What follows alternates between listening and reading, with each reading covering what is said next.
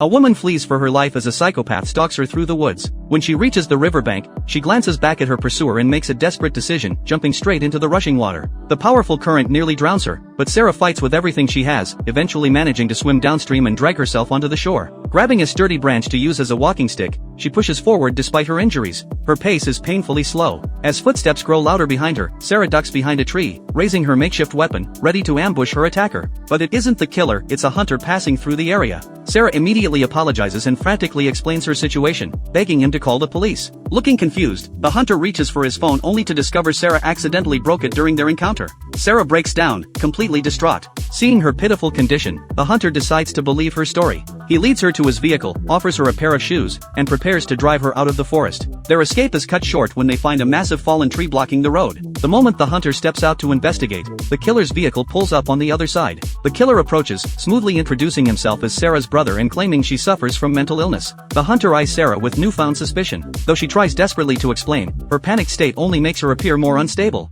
Despite his doubts, the hunter doesn't immediately trust the supposed brother. He insists on using the man's phone to call the police. Cornered, the killer drops his act and attacks the hunter. Sarah seizes the opportunity to disappear back into the woods. While the killer is busy burying the hunter's body, she sneaks into his car. She frantically searches for the keys but realizes he took them with him. Then she spots a phone nearby. Just as she grabs it, the killer returns. Sarah quickly jumps into the trunk with the phone and dials 911. Soon after, the killer notices his phone is missing. Sarah bursts from the trunk and runs, only to find herself facing a vast clearing, a logged area with nowhere to hide. Realizing her injuries will prevent her escape, she takes one final action, using the killer's phone to call his wife.